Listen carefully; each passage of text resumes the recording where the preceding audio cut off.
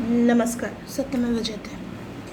So far, I have stated about all the till this lecture series, episode 5.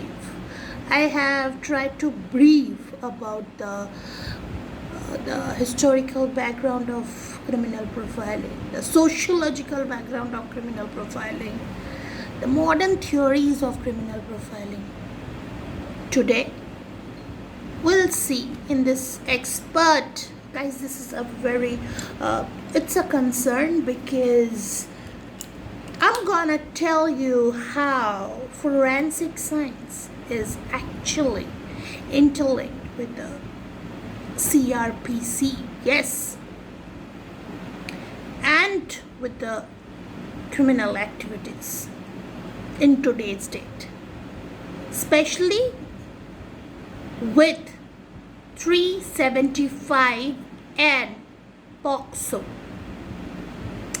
But before going to that segment, I will try to come back to the format which I have designed to understand forensic science in a very simple way in an episode with the expert lecture series. Let's see how a profile is prepared.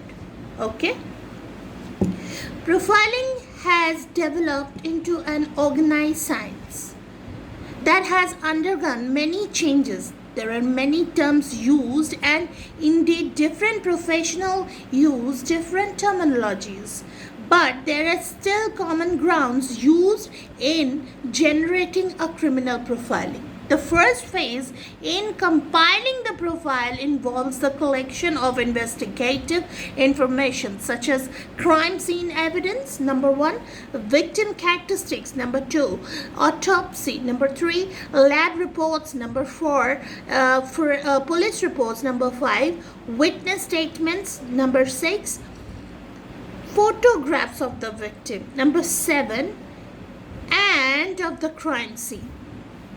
Okay, all these data is put together to give a picture of the type of the offender, risk associated with the type of victim, and things that may have helped or hindered the crime. Next, the gathered data is used to reconstruct the crime and to create a series of hypotheses as to the behavior of the victim and the offender, method of victim selection, sequence of the crime or modus operandi, motives, and typology of crime. For example, organized or disorganized. I have already discussed about the organized, disorganized, and mixed profiling. Okay, so if anytime a crime is happening, the crime has already occurred, and you got to know about it, and somebody is victimized, and you don't have any clue about the accused person, or you don't know anything about the suspect. What this investigation comes up, this investigation is actually to find out the truth and to find out the culprits. Now, how this process began? This process continues with recreating the crime scene. After the suspect has been identified, or sometimes without the suspects. So this is how the total democratic picture of a crime scene is made.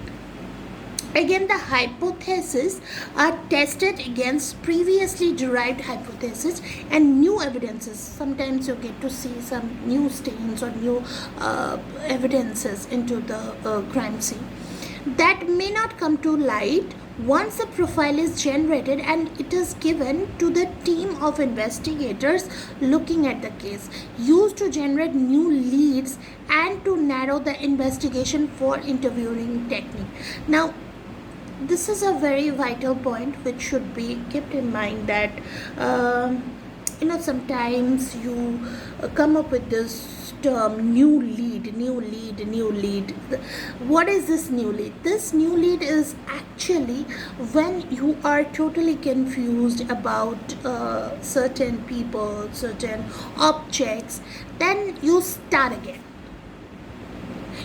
again and try to find out new lead into the crime scene or into the picture. Then what happens is that, of course, the search gets optimized, it narrows down your suspects, and it generates to a somehow to an hypothetical figure. The standard profile would normally contain this following features. Okay, number one, demographic information such as race, age, range, marital status, socioeconomic level, and occupational ability. Number two, level of educational achievement and an approximation of intellectual ability. Number three, any arrest or any other legal history. I should say one thing, that is, crime leads to another crime. I want to remark the statement because the criminal who is doing a crime, he thinks himself so brilliant, so intelligent, that it gives him a lot of confidence to do another crime. So we check out the background history of that criminal. Number 4 is military background. Number 5 is family characteristics. Number 6, social interest and habits. Number 7, home residence in relation to crime scene. Number 8, color, age, type, and make of vehicle. Number 9, personality characteristics and possible psychological disorders. Number 10, suggestions for interviewing technique. Now, I would focus on this interviewing techniques. When you interview a criminal, you actually understand how he is lying or where he is lying. And this theory cannot be actually, technically cannot be spoken, because this is something which your instinct makes you, and that sixth sense which you call, that makes you try to find out that suspect which you are looking for. Now let's see the offender profiling in the UK. In this country, Professor David Cantor has dominated offender profiling, now at Liverpool University, but formerly at Surrey University. It was while at Surrey that the Metropolitan Police approached him to see if psychology could tell them anything about a series of rapes that later turned into a hunt for a serial killer. David Cantor was able to give an incredible accurate profile of the killer John Duffy, who was subsequently arrested and charged with 2 murders and 5 rapes in 1988. Cantor's approach to profiling owes more to psychology than that of FBI. Cantor describes the FBI type of profiling more than the art of science. Cantor 1995.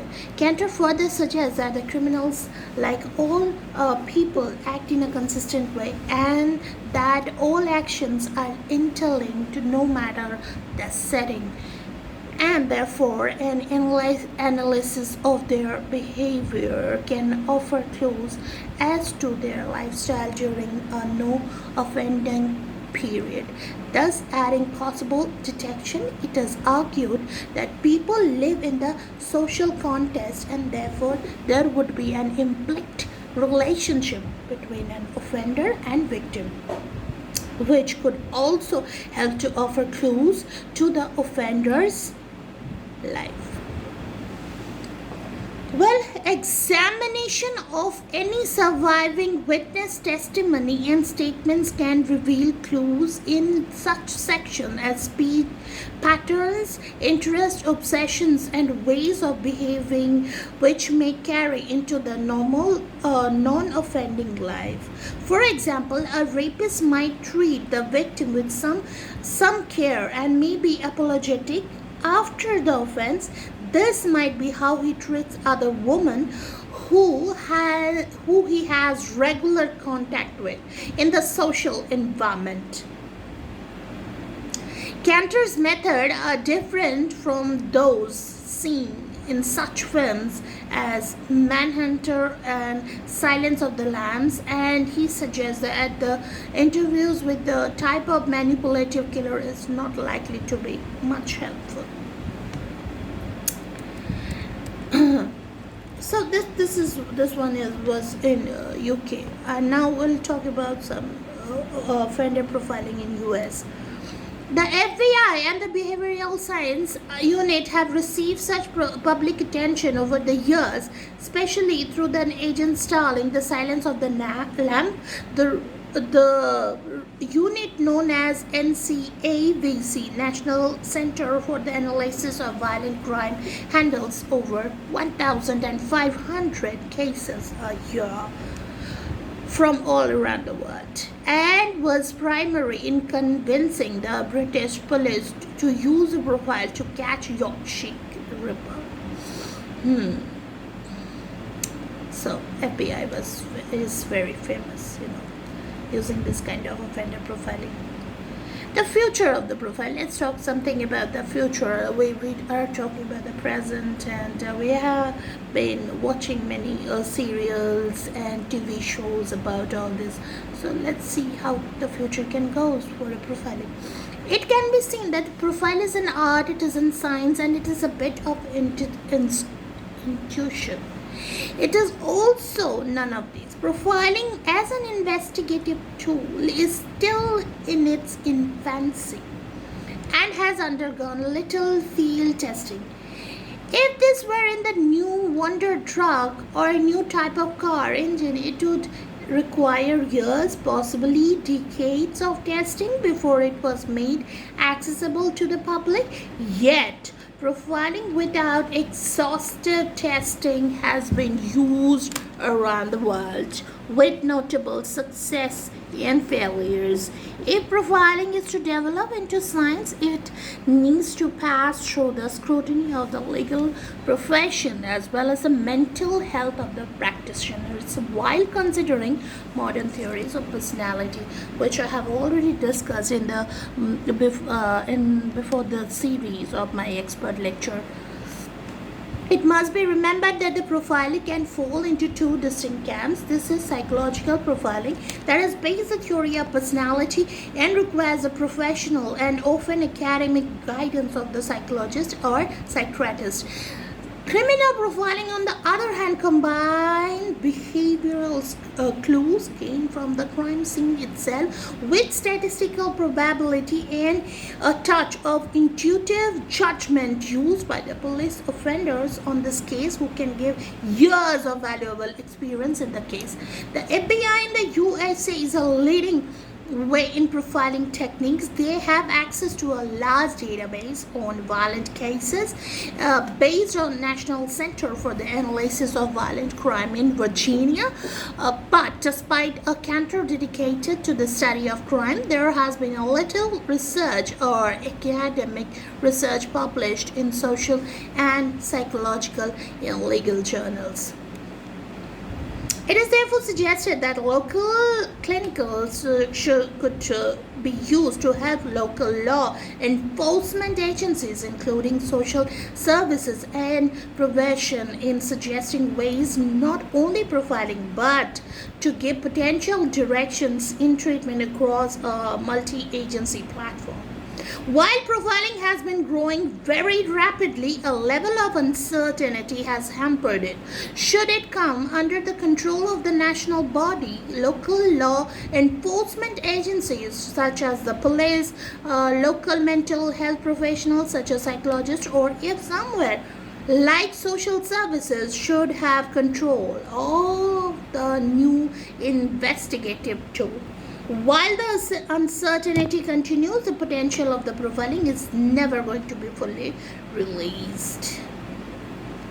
The potential of profiling is challenging and needs to be tested and evaluated before it can be fully integrated into the investigative framework. It could be argued that it is experience that may lead to profilers to be more accurate and a profiling than a layperson. It would therefore be the case that the police and the psychologists have further training in the area, and only through the understanding of each other role and expensive experience can profiling truly become part of investigative process. The old-fashioned detective following his hunch does not work with the new type of serial killers that appearing the latter half of the century. Only by being a policeman or a psychologist or a sociologist and having a bit of Irish luck can today's modern policemen hope to keep us safe in our beds at night.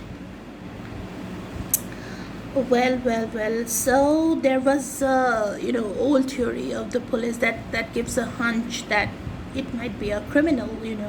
They suspect, and but in today's there is no such prediction work effectively, as if it is hunch or not, because the crime has also been improved, ruthless, mutated.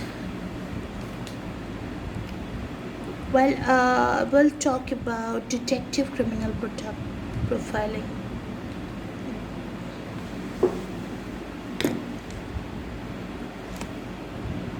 Thank you so much for today's lecture, and I will meet you in another series. Till then, have a great day. Take care of yourself, of your neighbor, of the society, and your motherland. Thank you so much for hearing me out. Satyam Jayate.